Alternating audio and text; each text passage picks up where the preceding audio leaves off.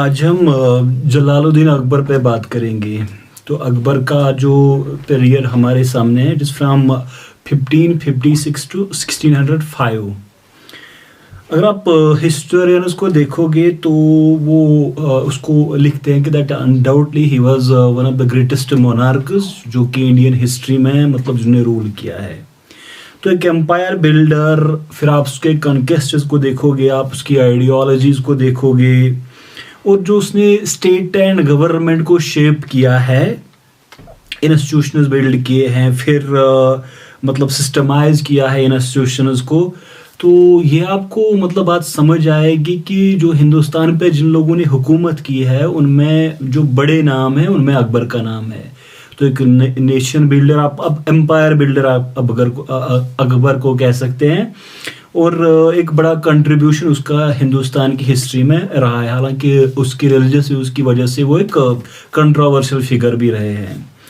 हम देखते हैं कि वो हुमायूं का बेटा था, और जो कि ऑन 15 अक्टूबर 1542 को उमरकोट में पैदा हुआ था, जो आज के पाकिस्तान में पड़ता है।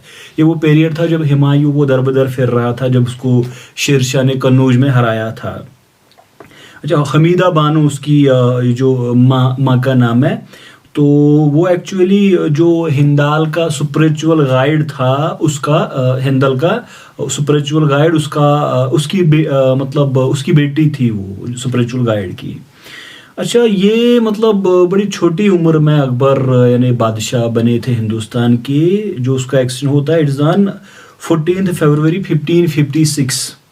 तो 13 साल और 4 महीने यानी 13 ईयर्स एंड 4 मंथ उसकी उम्र उस टाइम थी जब उसको कलानूर यानी में बादशाह बनाया गया। बैरम खान जो उसका स्पिरिचुअल गाइड भी था और ट्यूटर भी था। ये हुमायूं पे हम बात कर चुके हैं कि अचानक से उसकी डेथ हो गई थी, और फिर क्या हुआ कि वो सूरज के खिलाफ लड़ रहे थे, अकबर भी कैंपेन में था, तो उसी वजह से एक एक्सीडेंटल डेथ हो गई। तो अचानक से ये जो अकबर है उसको रूलर बनना पड़ा। अच्छा, आप उसके इनिशियल ईयर्स को देखोगे, टुटलेज या जो बैरम खान की रेजेंसी है, या जो उसको पेटिकोट गवर्नमेंट कहते हैं, यानी पहले वो बैरम खान के कंट्रोल में रहे। उसके बाद वो जो पावरफुल लेडीज थी हरम में, महामंगा या बाकी जो फॉस्टर मदर जिन्होंने अकबर को दूध पिलाया था, उसकी अपनी माँ, तो उनका बड़ा इन्फ्लुएंस अकबर पे रहा। फिर अकबर कैसे मतलब अबुल फजल जो वो लिखते हैं कि कैसे वो यानी व्हील पर्दे से बाहर आया। तो उसमें एक इम्पॉर्टेंट इवेंट है जब आदम खान का वो कत्ल करते हैं, उसको मारते हैं आदम खान को अकबर। तो बैरम खान के फाल और फिर आदम खान के कत्ल, इसी में अकबर का राइज होता है। हम देखते हैं कि वो बैरम खान की रेजेंसी से और जो हरम में पावरफुल लेडीज थी, तो उनके कंट्रोल से अकबर बाहर आके एक बादशाह की शक्ल में हमारे सामने आते हैं। अच्छा, अब उसकी जिंदगी को अगर आप देखोगे तो मुख्तलिफ स्टेज हमें मिलती है। तो अगर आप पूरा उसका ये तकरीबन 5 डिकेड्स का पीरियड है, इसको आप देखोगे कि वो एक जगह नहीं रहता है अकबर। हम देखते हैं कि उसने कैपिटल्स चेंज की, और जो मतलब स्टेशन जहां वो रहा ये सब चेंज होते रहे। अब देखिए कि 1556 टू 1571 इसमें अकबर आगरा में रहा। उसके बाद 1571 टू 1585 तो अकबर फतेहपुर सिकरी का ये पीरियड यानी फतेहपुर सिकरी में वो रहा। उसके बाद 1586 टू 1598 तो अकबर यहाँ पे लाहौर में रहता है। एंड देन फ्रॉम 1598 टू 1601 तो पूरा दक्कन में इन्वॉल्व हो जाता है अकबर। और जो उसका लास्ट पीरियड है, that is from 1601 to 1605, again वो हम देखते हैं कि वो आगरा में होता है। यानी आप देखिए कैपिटल्स और स्टेशंस, अकबर पूरा 50 साल एक जगह नहीं रहा। अच्छा, ये आप देखोगे ये जो मतलब वो एक मुख्तलिफ जगहों पे रहा, तो इसके साथ हम लिंक कर सकते हैं, एक रिलेशन बिल्ड कर सकते हैं उसकी जो कॉन्क्वेस्ट्स हुए और जो pressing problems of the time थी, उनको हम देखते हैं कि अकबर मतलब इनके साथ उसका बड़ा रिलेशन होता है, जो एम्पायर को चैलेंजेस फेस करने पड़ते हैं इसमें। मालवा 1561 में कॉन्क्वेस्ट का होता है, फिर उज़्बेक रिबेलियन इसको दबाया जाता है इन 1567। गारकटांग या जो गोंदवाना है, इट इज फ्रॉम 1564 जब उसका कॉन्क्वेस्ट होता है। अच्छा, चित्तौड़ ये जो राजस्थान में एक बड़ा मशहूर फोर्ट था, इट वाज कॉन्क्वेस्टेड 1568। उसके बाद गुजरात 1572 अब 73 में फिर अकबर आए। अच्छा, बंगाल का कनकेस्ट होता है 1576। उसके बाद हम देखते हैं कि मतलब ये जो कश्मीर है ये 1586, और जो काबुल है जब मिर्ज़ा हकीम की डेथ होती है 1585, और सिंध 1590। तो ये आप देखोगे कि मतलब 1586 से 1598 तक वो लाहौर में रहा। तो वो जो नॉर्थ इंडिया या नॉर्थ वेस्ट साइड में आता है यहाँ कनकेस्ट, यानी जहाँ अकबर रहा तो एक सिस्टमेटिक तरीके से वहाँ के कनकेस्ट होते हैं और जो चैलेंजेस होते हैं उनको दबाया गया।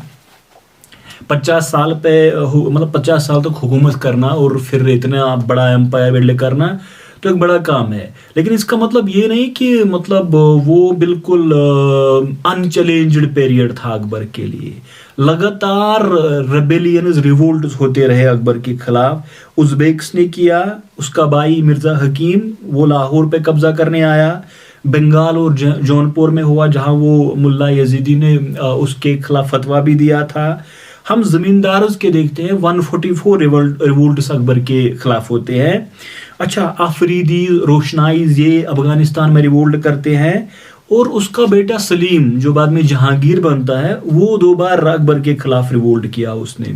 तो इतना बड़ा मोनार्क, इतना बड़ा एम्पायर, इतनी बड़ी कॉन्क्वेस्ट, इतना बड़ा एम्पायर, लेकिन अनचैलेंज्ड नहीं, लगातार वो एक चैलेंज उसको देते रहे मुख्तलिफ वहाँ पे जो लोग थे। लेकिन क्योंकि मुगल आर्टिलरी में बड़े माहिर थे और जो मतलब उन्होंने वो मोनोपोलाइज किया था हैवी मशीनरी आर्टिलरी में, तो बड़ा फायदा उनको हुआ। अब देखिए, एम्पायर आपने फाउंड किया है, पहले ही ये मौजूद था, अब इसको कंसोलिडेट करना, अब इसको कैसे चलाना है। तो इसको 2 तरीकों से अकबर ने मतलब आप समझे कि ऑर्गेनाइज किया, स्ट्रीमलाइन किया। एक तो जो फ्रॉम अबव अप्रोच है, स्टेट और गवर्नमेंट को संभालना, और आप देखोगे नीचे से चाहे प्रोविंसेस हैं, विलेजेस है, या फिर सोसाइटल लेवल पे, तो हर जगह अकबर ने एक अप्रोच अपनाया ताकि एक मतलब स्मूथली एम्पायर चले, और फिर उसके साथ साथ एक मतलब एक कंसोलिडेशन हो। तो एक सबसे पहले आप देखोगे कि एक इंपीरियल कल्ट बिल्ड करने की कोशिश की कि अकबर कोई आम आदमी नहीं है जो हुकूमत कर रहा है। अकबर वो पहले तो वो जिले इलाही होते थे। अकबर ने एक और मतलब उसमें इजाफा किया, फरे एज़दी, यानी कि मैं कोई साया नहीं हूं बल्कि मैं डायरेक्ट नूर हूं, आप समझे ही कि मैं एक रोशनी हूं जो सुपर नेचर पावर से है, चाहे उसको खुदा कहें, अल्लाह कहें या कुछ भी कहे।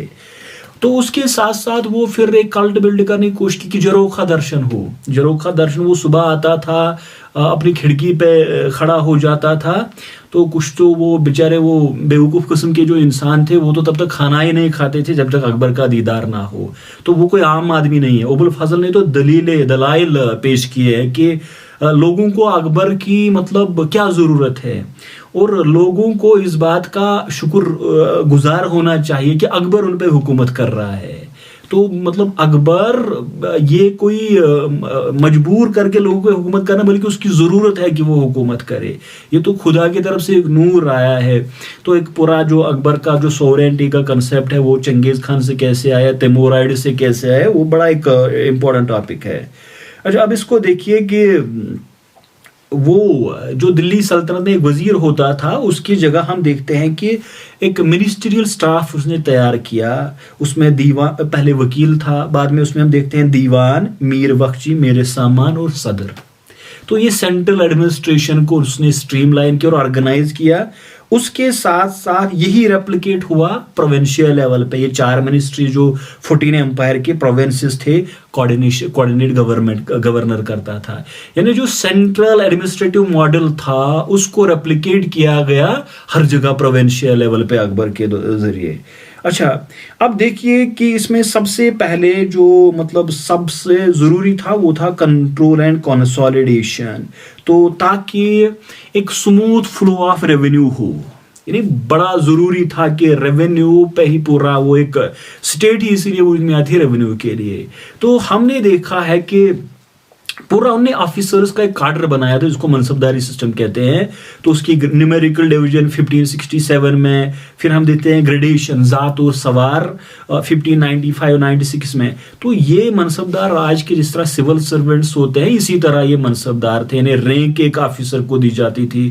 फिर यहाँ तो उसको तनख्वाह कैश में नकदी होता था, यहाँ उसको जागीर दी जाती थी। तो ये एक उसका एक बड़ा मतलब काम था। अच्छा, अब देखिए उसके अलावा आर्मी की उसकी मॉडर्नाइजेशन आर्मामेंट हम देखते हैं दाग और चेहरा, जो कि अलाउद्दीन ने स्टार्ट किया था, शेर शाह ने फिर उसको रिवाइव किया, तो अकबर ने 1573 में फिर से इसको देखते हैं हम कि ऑर्गेनाइज किया, बड़ा मतलब एक कंक्रीट बेस पे है। बरावर्दी, दाखिली, इसी तरह से हैवी आर्टिलरी, अहादीज, ये उसके ट्रूपर्स थे। तो मतलब वेल कंट्रोल्ड आर्मी। अब देखिए सबसे इंपॉर्टेंट चीज यहाँ पे है लैंड रेवेन्यू, जो अकबर का बड़ा है। तो हम देखते हैं कि लैंड रेवेन्यू सेटलमेंट इसका एक सिस्टमैटिक था। और दूसरा बड़ा काम जो अकबर का था कि that he brought zamindars in the revenue collection machinery. तो जमींदार तो रेबेलियन करते थे, इसमें अकबर का एक बड़ा काम था कि जमींदार खुद ब खुद स्टेट के एम्प्लॉयज बन जाए। तो जमींदारों को उसने रेवेन्यू कलेक्शन के लिए यहाँ पे लगा दिया। तो अब देखिए अकबर का जो उसको हम कहते हैं 10 साला सिस्टम, जो कि तोदरमाल ने बनाया था। अच्छा, इसको हम देखते हैं बड़े एक्सपेरिमेंट्स के बाद, यानी करोरी एक्सपेरिमेंट, उसके बाद इसमें ये जो मुख्तलिफ एक्सपेरिमेंट होते हैं खालिसा में इंक्रीज किया गया। लेकिन ओवरऑल ये जो डेवलप हुआ इसको हम कहते हैं जब्त सिस्टम या जब्ती सिस्टम।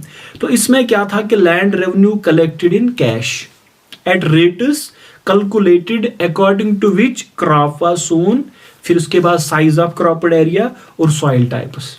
यानी आप ऐसे नहीं कि हम एस्टिमेट करके लैंड रेवेन्यू ले, बल्कि पूरा उसको मेजर किया जाएगा, उसमें सॉइल टाइप कंसिडर की जाएगी, इसी तरह से फर्टिलिटी सॉइल की। और फिर हम देखेंगे कि पिछले 10 साल में क्या यहाँ पे मतलब प्रोडक्टिविटी रही और क्या लोगों से लिया गया। तो ये एक बड़ा काम था उसका, जिसको हम कहते हैं कि लैंड रेवेन्यू सिस्टम में ये nature of soil, productivity, experience of 10 year, तो ये जब्ती सिस्टम वजूद में, यानी जब्त मेजरमेंट एक बड़ा कंट्रीब्यूशन था उसका, जो कि उसने स्ट्रीमलाइन किया। ये लाहौर टू इलाहाबाद में इसको, और फिर गुजरात, मालवा, राजस्थान और मुल्तान में इसको लगा दिया गया।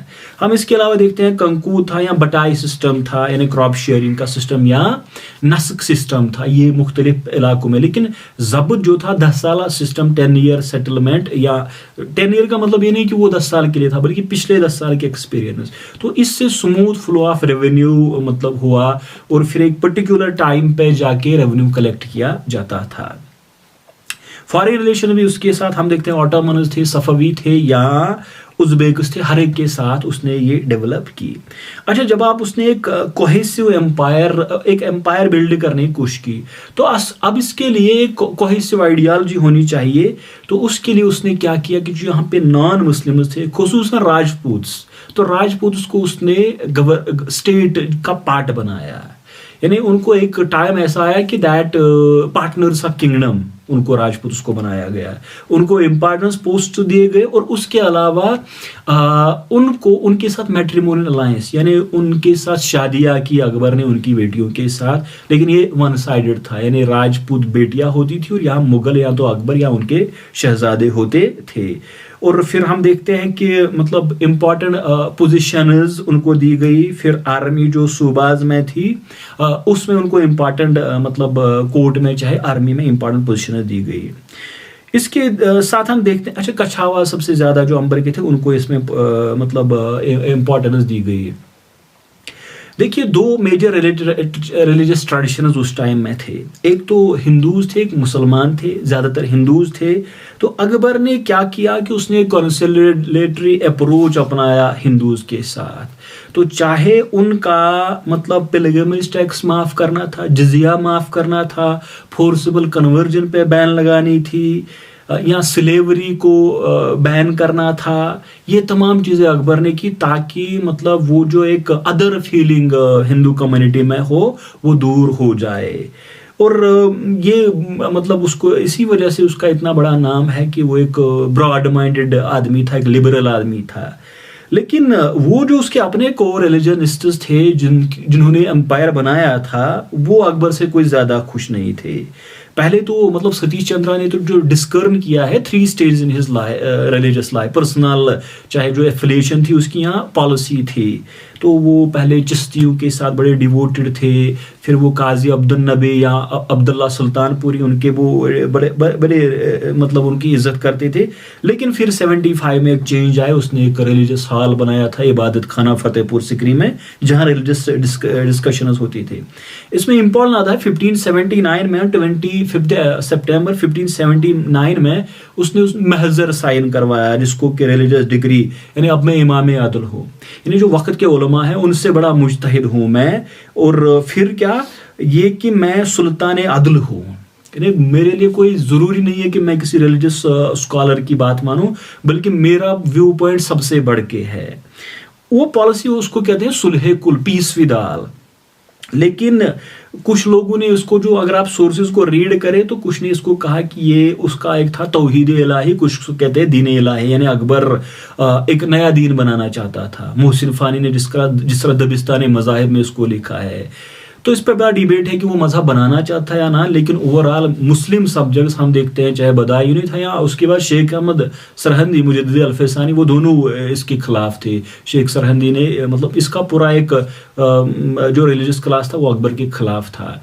लेकिन 1601 में आप देखोगे उसमें चेंज आती, वो दोबारा से नमाज पढ़ने लगता है वगैरह वगैरह। खैर वो कोई ज़्यादा इस पर डिबेट है कि वो नया रिलीजन बनाना चाहता था, दीन इलाही था या तौहीद इलाही क्या था। लेकिन ओवरऑल उसको फैलाया नहीं, क्योंकि मान सिंह वगैरह ने इनकार कर दिया इसको ज्वाइन करने के लिए। तो कंट्रावर्शियल है इसका ये क्या था, लेकिन था एक मतलब उसमें थी अपनी एक सिस्टमैटिक आइडियोलॉजी थी ये सुलह कुल की पॉलिसी। आर्ट में, आर्किटेक्चर में, लिटरेचर में बड़ा कंट्रीब्यूशन किया उसने। हम देखते हैं कि उसके टाइम में बड़ी संस्कृत वर्कर्स यहाँ पे ट्रांसलेट होती है, और फिर उसने करिकुलम को रिवाइव करने की कोशिश की, फतेहुल्लाह शिराजी को बुलाया था उसके लिए। अच्छा, तानसेन ने म्यूजिक में बड़ा कंट्रीब्यूशन, जो नए रागज आए यहाँ पे इंट्रोड्यूस किए गए। इसी तरह से हम देखते हैं पेंटिंग में भी यूरोपियन इन्फ्लुएंस होता है या वगैरह, पेंटिंग में भी बड़ा उसका एक कंट्रीब्यूशन है। तो Agra fort, Lahore fort, Allahabad fort, ये बड़ा कंट्रीब्यूशन आर्किटेक्चर में अकबर का। और 1605 3 अक्टूबर में वो बीमार हो गया। जो उसका हकीम था मिर्ज़ा हकीम, वो उसको बचाने में नाकाम होता है। हम देखते हैं 26 अक्टूबर वो मर गया, अकबर मर गया। और जो बिहिश्ता आबाद उसने खुद सिलेक्ट की थी और कंस्ट्रक्शन टाम की खुद स्टार्ट की थी, जो कि सिकंदरिया आगरा से 6 माइल दूर है, यहाँ पे उसको दफनाया गया। फिर जो वो जाठिस ने इसको हमला डिवास्टेड भी किया था, वो अकबर को वो बाहर निकालना चाहते थे, उसकी हड्डियों को कुछ तो कहते हैं आग लगाई उन्होंने। खैर ये एक अलग बात है, लेकिन ये देखते हैं कि हिस्टोरिकली एम्पायर बिल्डिंग में बड़ा इसका कंट्रीब्यूशन है। और उसके साथ साथ इंस्टीट्यूशन डेवलप करने में, एक स्मूथ एम्पायर चलाने में, और एक प्रेसिडेंट सेट करने में लिबरल पॉलिसी अकबर का बड़ा है। हालांकि उसके अपने कोल रिलीजन से बड़े उसके खिलाफ रहे और आवाज़ उठाई उसके खिलाफ कि अकबर का दौर इस्लाम का सियाह तरीन दौर, डार्क पीरियड ऑफ इस्लाम था। तो अकबर ऐसा टॉपिक है कि इस पे घंटों बात हो सकती है। तो मैंने बड़ा प्रिसाइजली इसको कोशिश की कि ये मतलब मैं कंक्लूड करूं। और नेक्स्ट पार्ट में अब हम जहांगीर पे बात करेंगे, यानी जो उसका बेटा है जहांगीर का पीरियड, उस पे आज नेक्स्ट पार्ट में बात करेंगे।